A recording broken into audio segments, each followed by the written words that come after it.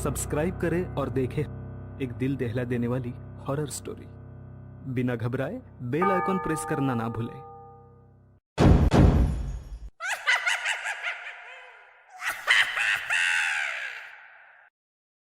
इस कहानी के लेखक हैं धीरज कुमार सालुंके। वो सब तो ठीक है, लेकिन अब हम इस छलावे से बाहर कैसे निकले? ड्राइवर ने पूछा। इस पर श्याम ने कहा, अब केवल एक ही उपाय है, लेकिन इसमें खून बहने के चांसेस है।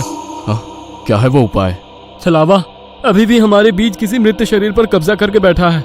हमें उसे ढूंढना होगा और उसे मारना होगा, क्योंकि उसकी आत्मा मृत शरीर से ज्यादा मजबूती से चिपकी नहीं होती। जैसे ही हम उसको मारेंगे, उसकी आत्मा मृत शरीर छोड़ देगी और फिर वो किसी मृत शरीर में घुस नहीं सकेगी, क्योंकि एक अमावस छलावा एक रात सिर्फ एक ही मृत शरीर पर कब्जा कर सकता है। लेकिन हम में से ये छलावा है कौन? वो पीछे सोए हुए स्टूडेंट के शरीर में नहीं है, क्योंकि वो होश में नहीं है। वो हम पांचों में से एक है। क्या? लेकिन हम सब तो जिंदा हैं। नहीं, हम में से एक पहले ही मर चुका है। उसे छलावे ने मार डाला है और उसके शरीर पर कब्जा कर लिया है। कब्जे के बाद मृत शरीर बिल्कुल एक जिंदा आदमी लगता है, क्योंकि छलावा अपने ताकत से जिंदा इंसान की नकल करता है। लेकिन वो है कौन? वैसे श्याम गंभीर हो गया और उसने श्रीकांत की ओर देखा। बस अभी भी जंगल के रास्ते चल रही थी। ड्राइवर बस चलाते चलाते पीछे हो रही बातचीत सुन रहा था, क्योंकि उसे पता था कि अगर बस रुकी तो छलावा उसे निगल जाएगा। बस में सन्नाटा छाया हुआ था। हर कोई श्याम के मुंह से छलावे का नाम सुनना चाहता था कि तभी श्याम बोला, ये श्रीकांत ही छलावा है। ये क्या बकवास कर रहे हो तुम? होश में तो हो? माना कि तुम्हारी बुआ ने बहुत सारी भूतों की किताबें लिखी है, उसका मतलब ये तो नहीं कि तुम कुछ भी बोलोगे और हम सुनते रहेंगे। मेरा विश्वास करो सब, श्रीकांत ही छलावा है। जब ये वीरान जगह पर झाड़ी के पीछे गया था, तब मैंने इसे किसी साए की ओर घूरते हुए देखा था। जब मैं देखने के लिए आगे बढ़ा, तभी मेरी चप्पल में कांटा चुभने की वजह से मेरी चीख निकल गई और वो साया वहाँ से गायब हो गया। शायद तभी उसने श्रीकांत को पकड़ा होगा और उसके शरीर पर कब्जा किया होगा। चल जल्दी से इसे मार डालो, वरना ये भाग जाएगा। यह सुनकर सभी के होश उड़ गए, लेकिन उसकी बात में कुछ तो वजन था। ए श्याम, जबान संभाल कर बात कर। भतीजा है ये मेरा। अगर इसको किसी ने हाथ भी लगाया तो मार डालूंगा। हाँ। प्यून गुस्से में बोला, सर जी, इस पांडु की मत सुनिए। मुझे भी लगता है कि यही छलावा है, क्योंकि हम सभी ने झाड़ी से आती श्याम की चीख सुनी थी। श्याम बिल्कुल सच कह रहा है। ड्राइवर बस चलाते हुए बोला, अरे शक की सुई तो इस श्याम पर भी है। यह भी तो झाड़ी के पीछे गया था और दिखाई नहीं दे रहा था। ऊपर से यह विकास हम दोनों की नजर से दूर था। शायद इसे ही छलावे ने बस के नीचे खींच लिया और वहीं मार डाला। तो ये दोनों क्यों नहीं हो सकते छलावा? प्यून ने कहा। अरे मैं जिंदा हूँ, मैं छलावा नहीं हो सकता। श्याम ने कहा, हाँ, और ये श्याम हमारी कब से मदद कर रहा है। ये छलावा होता तो हमारी मदद क्यों करता? अब बचे तुम तो ड्राइवर के बाजू में ही थे, इसलिए ये श्रीकांत ही छलावा है। विकास सर जोर से बोले, अरे सर, इस पे उनको छोड़ो। अब सीट के नीचे से रॉड निकालो और उस छलावे का सर फोड़कर मार डालो। ड्राइवर बस चलाते हुए बोला। यह सुनकर श्रीकांत डर के मारे प्यून के पीछे छिप गया। विकास सर ने सीट के नीचे से लोहे की रॉड निकाली। प्यून ने उन्हें रोकने की कोशिश की, लेकिन विकास सर ने उन्हें धक्का मारा और रॉड श्रीकांत के सर पर मारी। लेकिन श्रीकांत वहां से हट गया और नीचे गिर गया। वो रॉड से दूसरा हमला करते कि तभी प्यून ने पीछे से रॉड पकड़ी और विकास सर के हाथों से रॉड खींचकर उन्हें खिड़की पर धकेल दिया और उनके सर में रॉड दे मारा। विकास सर हाथों से सिर पकड़कर वहीं तड़पते रह गए। उनके सर से खून निकल रहा था और कुछ ही देर में उन्होंने अपना दम तोड़ दिया। ये देख श्याम चिल्लाया, विजय मामा, जल्दी से पीछे आइए, इन दोनों ने विकास सर को मार डाला। यह सुनकर ड्राइवर ने बस बीच जंगल में रोक दी और वो पीछे भागते हुए आया। उसने प्यून के हाथों से रॉड छीना और उसे धक्का दे दिया। तुम नहीं सुनोगे, इसलिए पहले मुझे तुम्हें ही मारना होगा। ड्राइवर गुस्से में प्यून से बोला और वो प्यून के सर पर रॉड से हमला करता कि इससे पहले ही प्यून ने कांच का नुकीला टुकड़ा तोड़कर ड्राइवर के पेट में घोंप दिया। ड्राइवर जोर से चिल्लाया और नीचे गिर गया कि तभी बस के बाहर से भीड़ की आवाज सुनाई देने लगी। रास्ते के बीचों बीच बस लगाई है इन्होंने। कोई तेजी से चलती गाड़ी इस बस से टकराई तो क्या होगा? बाहर निकालो इन लोगों को और सजा दो इन्हें, सजा दो। बस के बाहर से आवाज आई और बस पे पथराव होने लगा। पियून आगे की तरफ भागते हुए गया तो देखा कि 5-6 लोग बस पर पथराव कर रहे हैं। लोग गुस्से से चिल्लाने लगे, बाहर निकलो बुज़दिलो, अंदर क्यों छुप कर बैठे हो? अरे क्या हुआ भाइयों, आप ऐसा क्यों कह रहे हो? पियून चीख चीख कर उनसे पूछ रहा था, लेकिन कोई भी उसकी तरफ ध्यान नहीं दे रहा था। तभी श्याम श्रीकांत से बोला, ये लोग सिर्फ छलावा है। हम जंगल में रुके हुए हैं, इसलिए हम मुसीबत में पड़ चुके हैं। विकास सर और ड्राइवर दोनों मर चुके हैं, फिर भी हम छलावे से बाहर नहीं निकले। इसका मतलब छलावा अभी भी हमारे बीच में है और वो छलावा तुम्हारा मामा है। ये सुनकर श्रीकांत की आंखें फटी की फटी रह गईं। नहीं नहीं, ऐसा नहीं हो सकता। अरे ऐसा ही है श्रीकांत, तुमने देखा कि किस तरह से तुम्हारे मामा ने विकास सर और ड्राइवर की जान ली। वो उन्हें सिर्फ घायल भी तो कर सकता था, लेकिन नहीं, उसने उनकी जान ली। अब तो अपने मामा प्रेम से बाहर आओ श्रीकांत, और देखो उस आदमी को, वो तुम्हारा मामा नहीं छलावा है।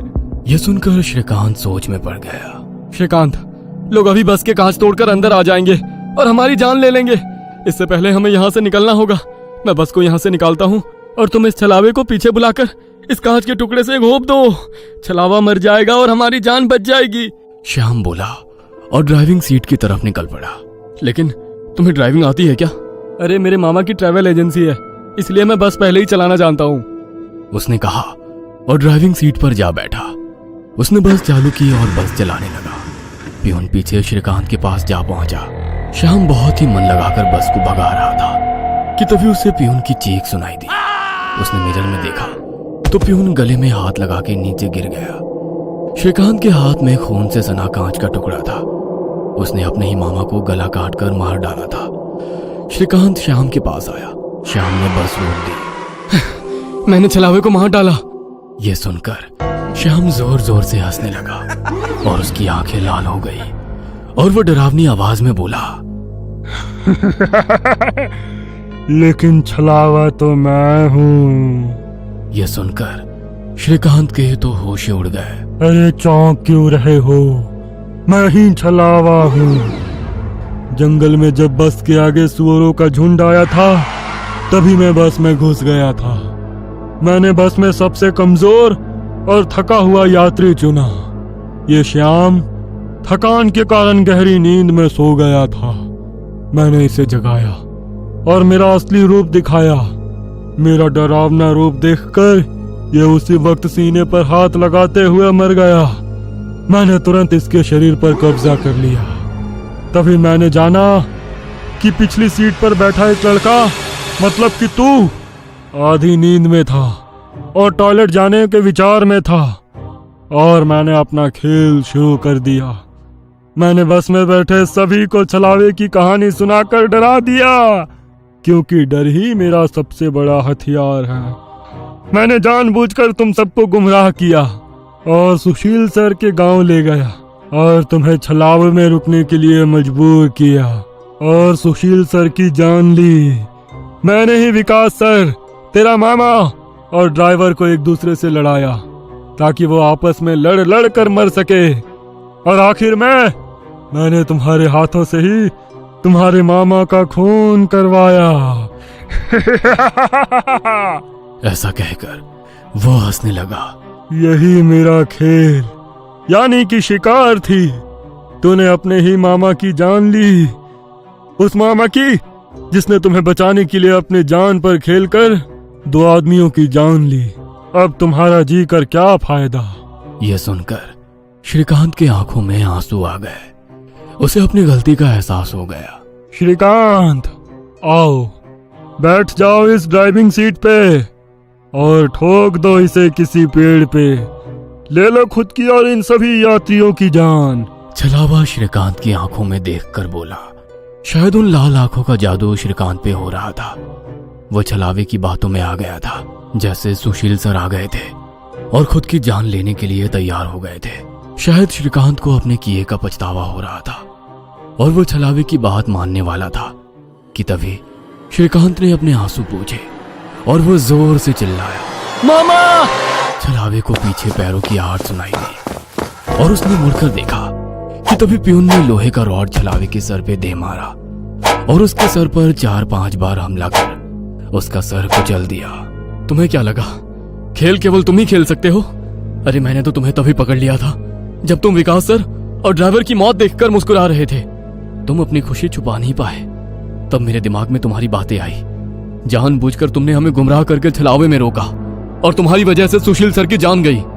तुमने मुझ पर ही छलावा होने का इल्जाम लगाया, हाँ, और मेरे मामा विकास सर और ड्राइवर के बीच आग लगा दी। और बाद में तुमने मुझे ही मेरे मामा को मारने के लिए कहा। और हद तो तब हो गई जब तुमने कहा कि तुम्हारे मामा की ट्रैवल एजेंसी है, जबकि श्याम का मामा तो हमारे कॉलेज के बाहर गोलगप्पे का ठेला लगाता है। श्रीकांत ने अपने मामा के हाथों से लोहे की रॉड ली और छलावे से बोला, अब तुम चैन से शिकार करने के लिए अगले अमावस की रात का इंतजार करो, क्योंकि आज तुम खुद शिकार हो गए हो। और ऐसा कहकर उसने एक रॉड का वार उसके कुचले सर पे कर दिया और उसके शरीर से छलावा काले धुएं के रूप में बाहर निकला और बस के बाहर निकल गया। और जैसे ही छलावा बस से बाहर निकल गया, सभी स्टूडेंट्स नींद से बाहर आ गए। आज पहली बार कोई अमावस छलावा किसी यात्री से हारा हुआ था। बस के ऊपर हवा में उड़ता हुआ छलावा दर्द से तड़पने लगा और चिल्लाते हुए हवा में बिखर गया। उस छलावे को अपनी योनि से मुक्ति मिल गई, क्योंकि ये सृष्टि का नियम है कि जब भी कोई छलावा इंसान से हारता है, उसका अंत हो जाता है और उसे मुक्ति मिल जाती है। ये कहानी आपको अच्छी लगी हो तो हमें सब्सक्राइब करें, हमारा इंस्टाग्राम और फेसबुक पेज जरूर फॉलो करें। और हाँ दोस्तों, सब्सक्राइब करना भूलना मत।